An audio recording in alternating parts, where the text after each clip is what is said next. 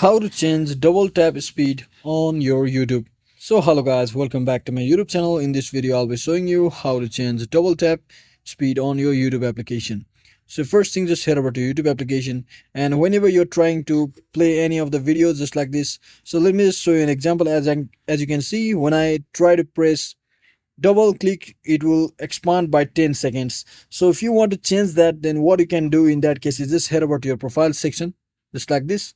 So once you're inside here, just tap on the settings at the top right corner and simply scroll all the way down until you see the option called playback. So just tap on this playback, and once you tap on it, you can see the option double tap to 6. So just tap on it once again, and here you can just change it to accordingly of your choice. So just click on let me just say 15 seconds, and when I try to play that video by double tapping, it will expand by or fast forward by 15 seconds instead of 10. So that is exactly how you can easily change double tap settings on YouTube. So that's it for today guys. I hope this video was helpful. If it was, don't forget to like and subscribe to the channel. See you on the next one.